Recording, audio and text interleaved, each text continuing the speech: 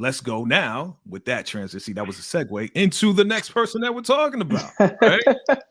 Lance Sullivan, right? Morris Chestnut. All right, don't go crazy. All right, get your fans out, ladies. Okay, a lot going on with this. I already know we got more likes than dislikes. Okay, so I'm gonna start off with Affinity TV with your big smile up in the head, talking about Lance Sullivan. All right, go ahead, Tiff. Go ahead, tell them what you like about and dislike about your boy Lance. Lance a lot. Lance.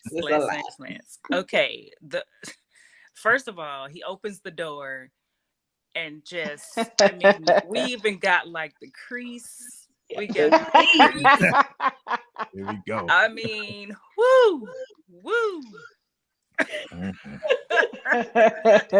That part, just that part. Yeah, and I was like, he still is just looking just right, you know, he's looking really good. And yeah, he's holding it down. And so he's, you know, and then, you know, he decided to go back to football, which, you know, was a questionable decision, but I understand, you know, I mean, he was still trying to provide for his family and the loss of Mia, and he's still thinking about her, still loves her, he still wants to be a good dad. And I mean, he really was you know, trying to find his way. So I kind of felt sorry for him in a way, you know. It's just like, you know, we miss Mia, and he was, you know, you really felt sorry for. Hold up, you really felt sorry for your boy. Your boy was getting over me a little. The way it was set up, my heart melted a little bit, and I was like, oh, you know, like 2 seconds. It's Lance, right? So. Yeah, but you know, and then he decided to, you know, take on the coaching role, and so I was like, okay, good. That's where you should be, you know. I mean, he actually took some of that criticism, like, okay, yeah, maybe I shouldn't go back into football. You know, I'm tripping. Like, I'm not a young man anymore. Like, I need to, you know, wise up and do the right thing. So, and I don't know. I can't remember any negatives, honestly. I'm sorry. I can't remember. I can't. I really can't. I'm trying to find, you know, I don't remember anything else. Don't worry. All right. Nita the Diva, talk to me about Lance Sullivan. Here we go. Yes, what I like. Yes, that body is sitting on 10. Okay, so he got that together. So I did like I liked his character arc.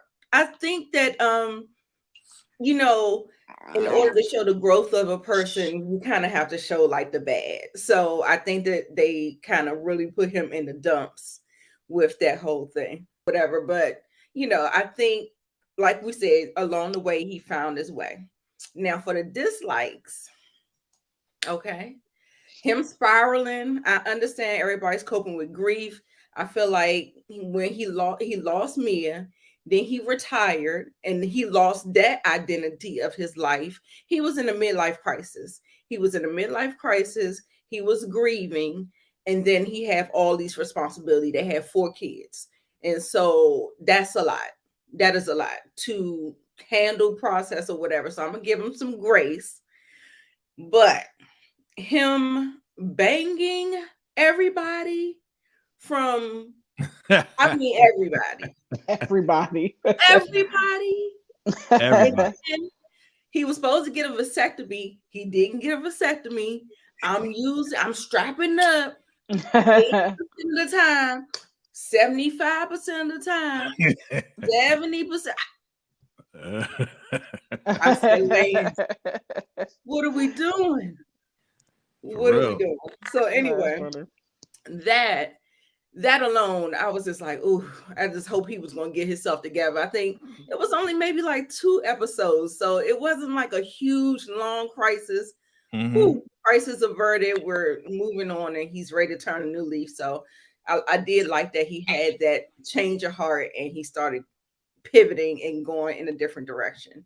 Did not like, and it's to his point. I mean, I understand where he's coming from. Black men have been conditioned a certain way, and they reject certain things that's happening now in the modern world. We're trying to be comfortable with different people, and people are rejecting that, and there is some rejection. So I think it was relatable. I think it was a great storyline to show. I don't think I I think they handled it perfectly the way they did it. I loved it, and I love him um really asking God to change him, and he's him seeing the error of his ways. And I always felt like he was a little different than Harper with that. He always could kind of like hone in and kind of like bring it back and be like praying like, God change me, like I don't want to do this no more. Like even when he got Mia and went through the whole marriage and stuff like that, and Right. he took it on the chin, and he didn't resent her. He still put her on a pedestal. He changed his life completely. Those are the redeeming qualities of Lance. So, I like that they really explored a lot of different layers with him. And so, yeah, I liked it. Oh, I remember something else. I didn't like how he handled LJ. That was something. Right. I didn't like that. Yeah. And wanting to live through his son. He wanted to live a second life through his son. You already did it. You already lived the dream. So why are you trying to force this on your well, anyway, that's which is the case with most fathers and their sons. They try to pass on the mantle. Therefore, you're gonna play football. You're gonna play basketball because I play basketball. I was a star. You're gonna be a star because you're gonna carry on the legacy and the whole nine. Yeah. He had a whole different idea. Okay. Yeah. Amy V, what you got? So first and foremost, we got Lance bodied and bearded. I'm happy. I am happy. You making that a saying? You making that a hashtag? Body and bearded. Bodied and bearded. Well, I got the beard down. So, now I'm working on the body. Okay, go ahead. But I absolutely agree with the ladies. It's interesting, Nita, that you brought up his prayer, because that was one of the things that really kind of got me, is that his prayer shifted. Because at first it was, Lord, help my son. Change my son, change his mind. Yes. And then finally it became, okay, let me stop praying to change him and pray to change me. Like, help me to deal with this. So I appreciated that. I kind of knew, he's running through all these chicks. And I if I had a dislike, it was that, like, bro, we need you to calm down. Deal with your issue. We need you to calm down. But he was also looking for a challenge. And the hostess, she was a challenge. Yeah. Like, she wasn't an easy conquest. She wasn't, overly taken because of who he is. And she knew who he was. So she wasn't impressed by any of that. She had some standards. She had some morals. Like, she had some things going for herself. And so I think he needed to find that person that would be like that balance. That wasn't just some overexcited groupie.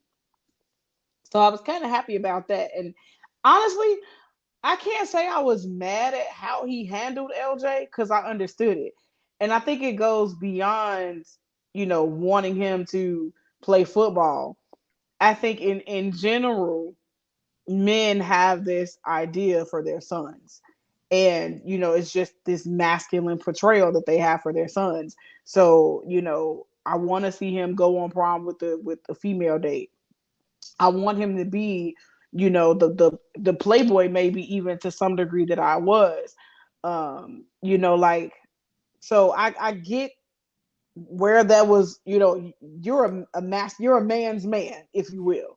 And then here is your son, who is the polar opposite. Like, how do you deal with that? And you don't have Mia, who would have been the buffer between you two. There's no buffer.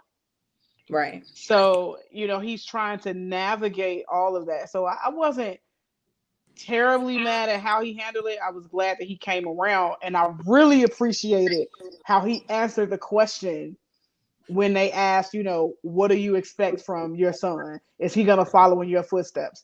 I like stood up and cheered like, yay! You know, like I loved how he answered that. You know, he didn't out his son. He didn't embarrass him. He was like, you know, he pulled out all of the good qualities. Like if he's gonna be responsible and this, I was like, okay, good job, Lance. Good job. Good job, Lance. Okay, all right. VACAYJTV